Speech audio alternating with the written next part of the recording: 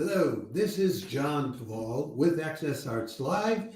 It's 6 o'clock in the evening in Europe on Friday, September 27th. That means it's noon on the East Coast, 9 in the morning on the West Coast, very late 2 in the morning down under in Australia, but maybe you're staying up late on a Friday night. But given that it's time for your weekend update. Access Arts Live Weekend Update is about all the live streams of performances which we could find for you this weekend. We talked to you about some of them on Monday at our weekly roundup, but this is your reminder so that you don't miss the best of them. Let's get right down to it then. Friday, September 27th, 8 o'clock p.m. on the East Coast, 5 on the West Coast, 2 in the morning in Europe, and 10 in the morning Saturday in Australia. The Detroit Symphony Orchestra is back live streaming with its new season. And they have with them Branford Marsalis in a Gershwin Bernstein jazzy program. Branford Marsalis, whom you know as a jazz saxophonist, as a composer for film and Broadway, which the 3-time Grammy Award winner, National Endowment for the Arts Jazz Masters, but he also has a classical repertoire that spans the waterfront from Debussy to Vaughan Williams to John Williams. And conducting will be the extremely dynamic Yater Bignamini, the musical director for the Detroit Symphony. Last May, he teamed up with the Slovenian violinist Radulovic, and they did Khachaturian's violin concerto. It was fireworks. You can expect fireworks in this concert. They'll start off the season with Joan Towers' Fanfare for the Uncommon Woman, number 6, Erwin Schulhoff's Hot Sonat, Gershwin's Cuban Overture, Darius Milhaud's Scaramouche, and Leonard Bernstein's 3 dance episodes from On the Town. And then, for reasons unbeknown to me, for the second half, they'll be doing Gershwin's An American in Paris. And why are they not doing Rhapsody in Blue with that beautiful saxophone part that goes ba-da-dum, la-da-da-da-da-da-da-dum, ba-da-dee, la-da-da-da-da-dum. I don't know. This is not Marsalis' first time at the dance with the Detroit Symphony, so maybe they did that last time. Okay, anyway, later in the day, at the Peabody Institute, the oldest music conservatory in America at Johns Hopkins University, they are live streaming free of charge. Oh, that DSO concert's free of charge. Why anybody would not tune in, I don't know. At 7 o'clock on the East Coast, 4 o'clock on the West Coast, 1 in the morning in Europe, and 10 o'clock in the morning in Australia. The Peabody Institute is live streaming a Polyaspora festival, which is the music of the Brazilian diaspora. People like Felipe Lara, Arthur Campella, Michelle Agnes. I don't know these people. I'd love to discover them. That's free of charge on their own Peabody Live website. The music will be played by the International Contemporary Ensemble. And I've been forgetting to show you the pictures, but I download these pictures. Here's the picture that the ICE, the International Music Ensemble, gives out to show who they are. And let me show you them in a more classical setting. Their numbers expand depending on what it is they're being called in to do. And let me just back up just a little bit and show you a picture. Right, where's this? There's Branford Marsalis and Yater Bignamini, and those guys are going to cook. Okay, that's Friday night. I mean, you've got great stuff to tune into on Friday night. What can I say? I don't know why anybody would not. Then, on Saturday, the Berlin Philharmonic is back with a concert that, being German, they call French musical magic, of course, with the exquisite harpist Marie-Pierre Langlamet, who's French. This will be at 7 o'clock Eastern European time, 1 in the afternoon, your Saturday afternoon concert on the East Coast, 10 in the morning, your Saturday morning concert on the West Coast. It's on on the Berlin Phil's digital concert hall, so it'll cost you €9.90 or $11 for a week of their programming. they'll start out playing Basque music, a Basque overture called Ramuncho by Gabriel Pierne, but he's French. Well, the Basques are all in the south of France, except for those that are in the north of Spain. Then they'll bring on the harpist to do Germain Taillefer's concertino for harp and orchestra. Now, I got to tell you about Marie-Pierre Langlamet. She started out, she was born in France. She went to the Nice Conservatory when she was 17 years old. So what happens? The Nice Opera House hires her as the principal conductor right away. Then she goes to the Curtis Institute of Music in Philadelphia. And what happens? This is back in the 80s. And then the New York Met hires her as an assistant harpist. And then in 1993, the Berlin Phil hires her. She's been there ever since, so they must be being good to her. I mean, what can I say? She's been quoted as saying, "There are no dividing lines between sound and silence on the harp." Amen. If you don't want to hear her, I don't know why not. Anyway, and then the second half of the concert is Ravel's Daphnis and Chloe with the Rundfunk Choir, the Rundfunk Choir of Berlin, helping out. Also, later Sunday evening, and that's very classic, later Sunday evening, Composers Concordance is live streaming a fundraiser for the World Central Kitchen. The World Central Kitchen is an organization which sends meals to people in humanitarian or climate or community crises anywhere in the world. So it's a good cause. And their Composers Concordance is doing this together with the Village Trip Festival.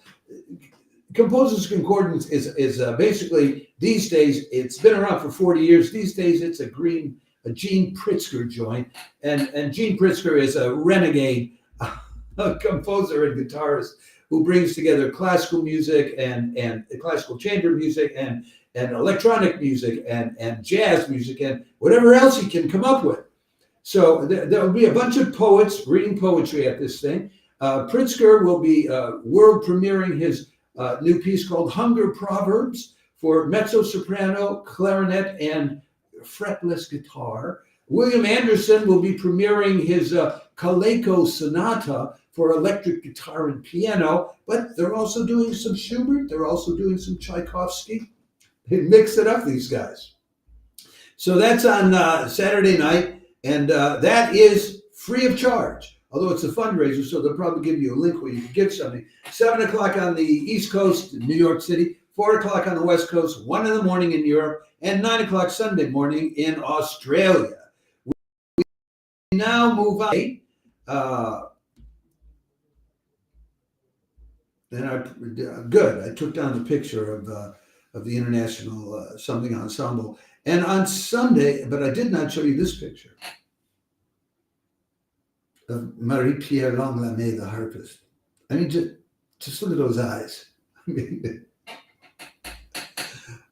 what she knows, she probably knows more about the harp than many harpists or most harpists have. She's probably forgotten more than most harpists are ever going to know.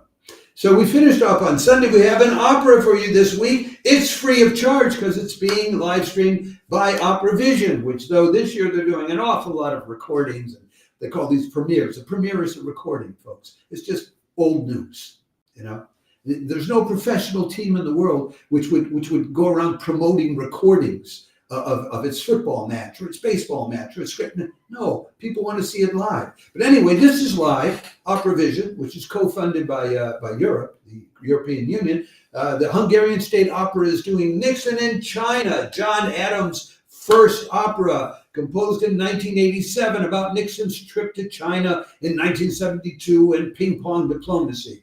I have pictures of the two lead singers in this, I'm pretty sure. At least I used to have pictures of them.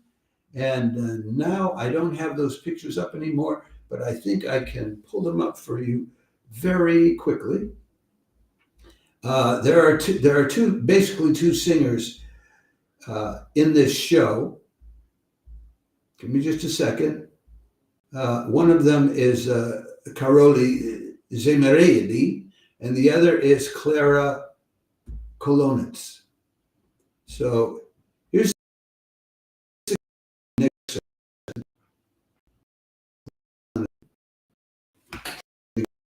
Get it uploaded in advance. but I have it uploaded in advance, so I don't know how that happened. Anyway, Caroli has done some with the Opera Bastille. He sung with the he did Bluebeard. He played Bluebeard in Bluebeard's Castle with the Opera de Lyon.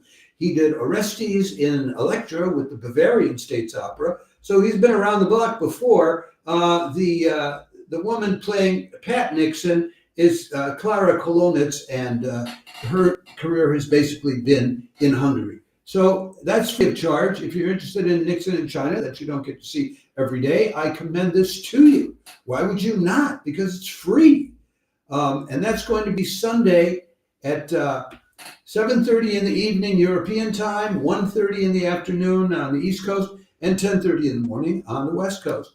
And then we finish up with later that day, Sunday, 4 o'clock on the East Coast, 1 on the West Coast, 10 o'clock in the evening in Europe, the Washington National Cathedral Choir will be doing Mozart's Requiem.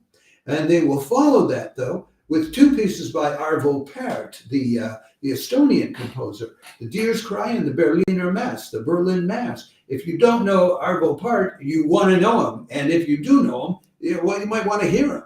So that's a pretty good evening that you get a chance to listen to. And then there's one more piece, and that's the Hungarian State Opera. That's free of charge on YouTube, I believe. Where is it?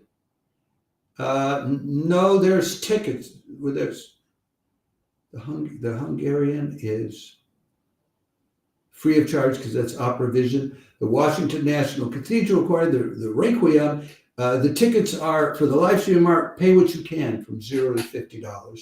And then there's one more. The Sydney Chamber Choir is being live streamed on the Australian Digital Concert Hall at 3 o'clock Australian time on Sunday, which is 7 in the morning in Europe, 1 o'clock in the morning, late Saturday night on the East Coast, and 10 o'clock Saturday night on the West Coast. They're doing music in the English choral tradition, including pieces by Elgar Holst, Hubert Parry's Songs of Farewell, Vaughan Williams, and Judith Weir.